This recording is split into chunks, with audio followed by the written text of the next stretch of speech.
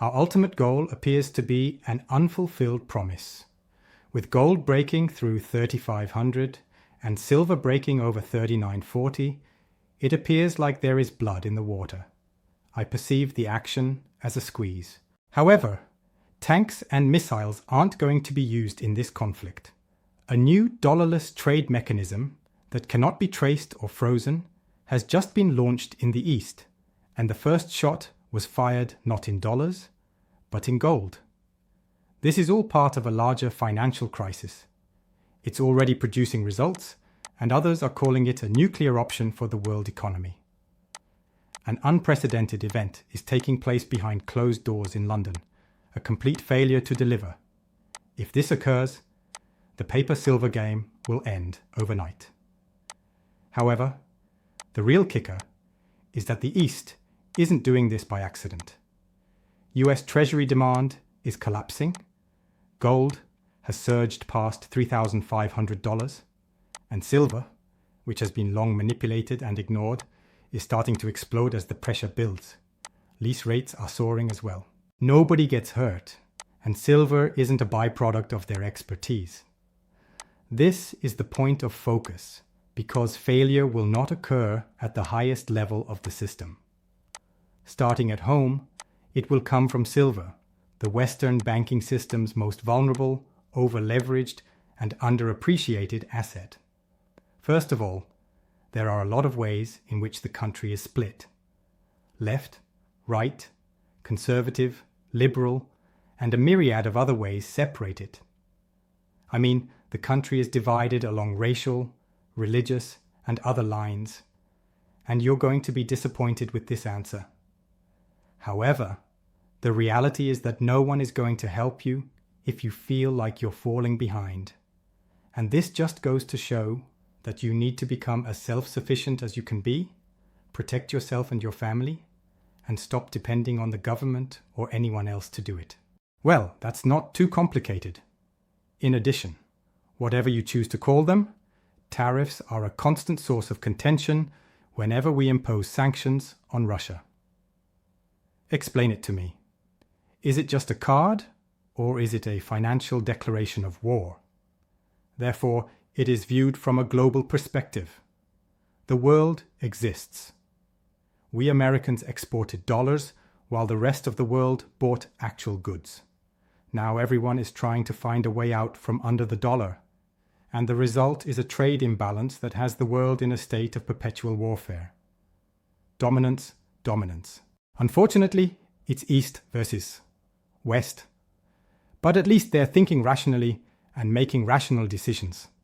For example, they've seen that the price of gold has risen recently, suggesting that they're planning to diversify their currency away from dollars. The gold price has been reflecting that trend since October 2023. Do you mean 2022 or 2023? I don't remember exactly when it happened, but if you look at the gold chart, you'll see that it happened almost immediately after the Russian reserves or confiscated gold started going up. This is because the rest of the world saw that the US could steal Russian gold and get away with it. So they thought they could steal Russian assets too. How might they harm us? We could be destroyed by them. Since gold is universally recognized and has no geographical boundaries, selling dollars and treasuries is the rational thing to do. This tactic did not appear out of nowhere in the East. They meticulously planned it, and at its core is a subtle shift in how collateral is handled on a worldwide scale.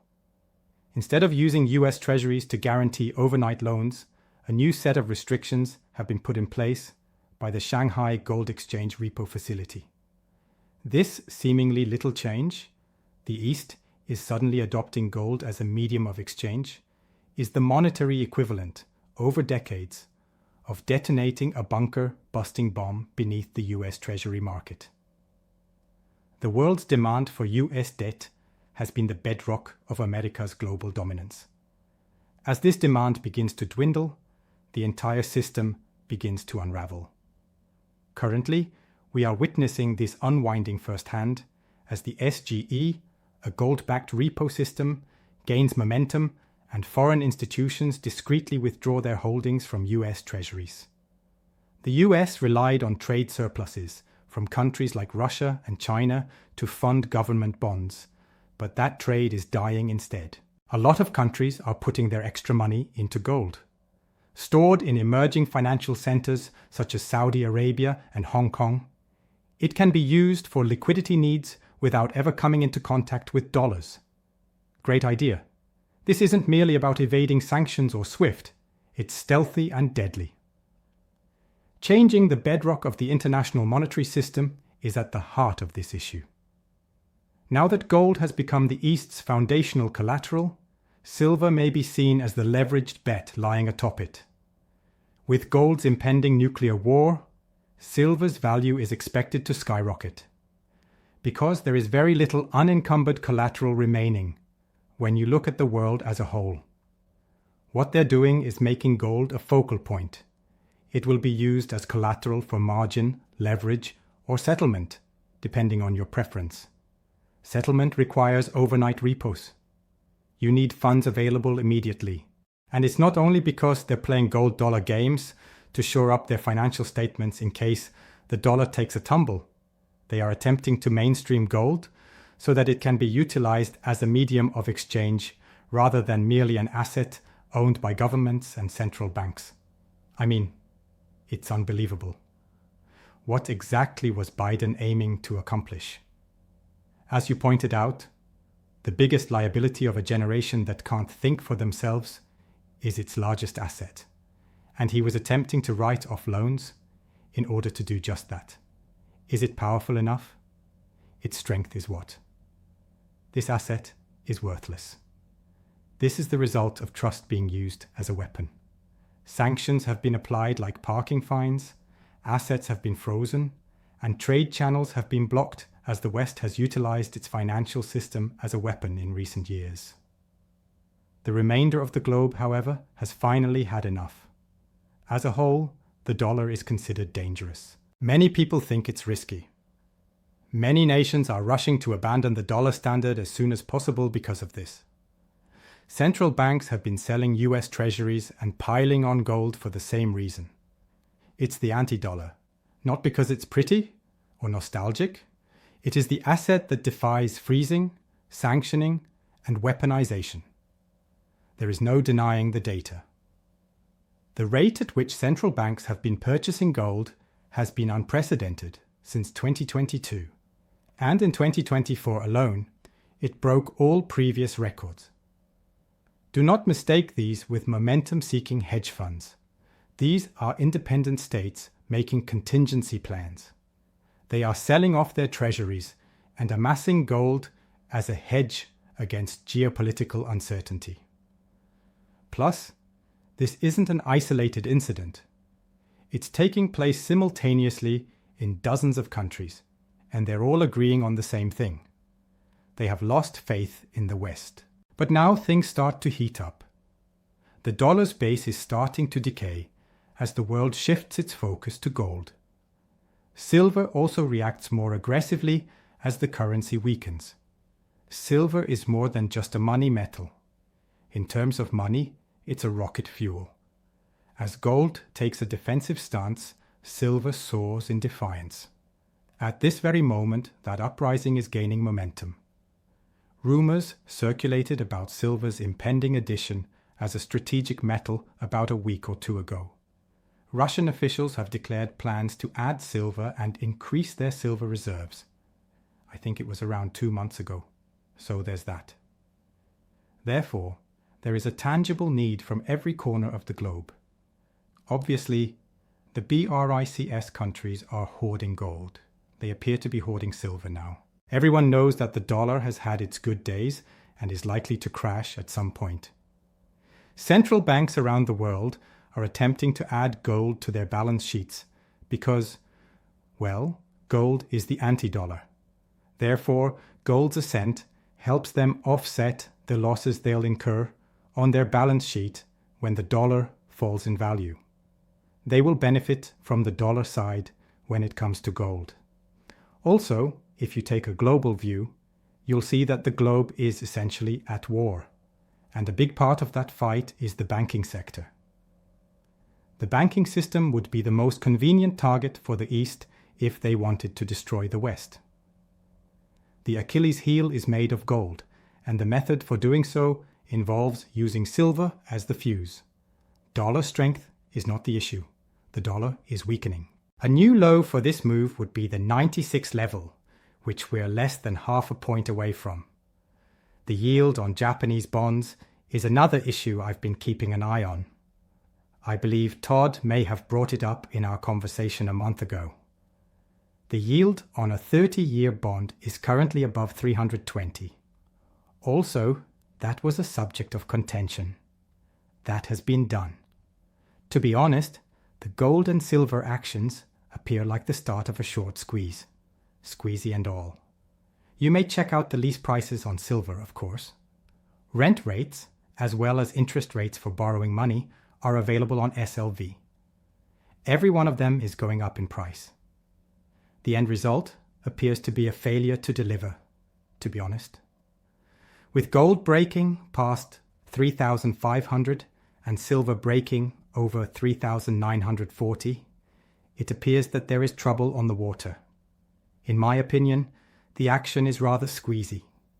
Empires in a precarious position often resort to desperate measures, such as the Stablecoin Genius Act, a regulatory framework to legitimate digital currency backed by US treasuries. Sounds like innovation on the surface. Subtly, though, it's a Trojan horse, a desperate attempt to inject artificial demand into the treasury market, which is currently in a state of collapse. Staying on track is easy. Insist that the US government's debt serve as collateral for all stable coins and digital dollars. Set demand, legislate purchases, and cross your fingers that no one sees the frantic scrambling going on behind the scenes. The rest of the globe, however, isn't buying it. Experts in the field have already pointed out that this is nothing more than a legislative smoke and mirrors market, a financial swindle.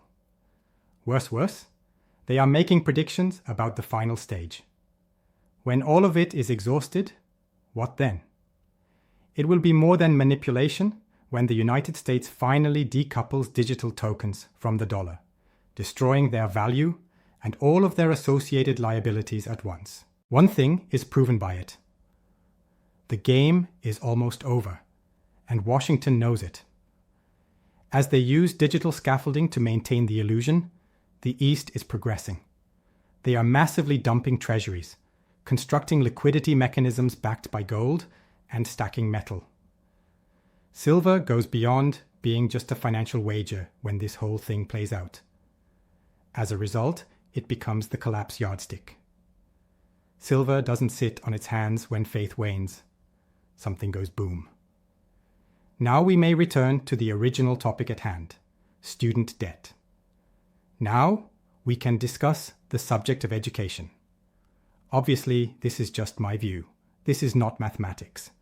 But I believe that children are taught this. However, I believe that children beginning in preschool are educated incorrectly. They are, all things are woke, and they tilt to the left. After graduating from high school, regardless of your proficiency in arithmetic, English, or any other subject, you enroll in college, take out a student debt that will never be paid back, and then you graduate from college with a degree in total confusion. So, it's not limited to the nuclear family. Here is a strategy. The goal all along has been to undermine American strength by reducing the level of education among young people. When we were young, the United States of America was consistently ranked first, second, or third in the world for education. Exactly where are we at this point? We are not going to be near the top, even if we are somewhere around number 26. I forget the exact number. And all it takes is a conversation with a young man today, a 22-year-old, who purportedly recently graduated from college. A 22-year-old's brain is like a jumbled mess when you talk to them. There is no logic. How frequently do you hear of parents, especially single mothers, teaching their children to steal? That's all I have to say. At this point in time, they instruct them in the art of stealing and show them that they have the same right to it as everyone else. Plus, the method of acquisition is irrelevant. Exactly as you said, the family unit has broken down. However, I firmly believe that a child's upbringing and the lessons they learn shape their character more than any inherent qualities they may have. I mean, I can almost guarantee that we're identical. Things I learned when I was 4, 5, or 6 years old still stick with me. Hey, I do remember that. I kept in mind that a slap on the back was the punishment for making a mistake. Finally, in this day and age, it is not uncommon for parents to physically discipline their children when they misbehave in public. The arrival of Child Protective Services is imminent. Technical factors alone aren't enough to prop up the silver market. That's because it's really volcanic.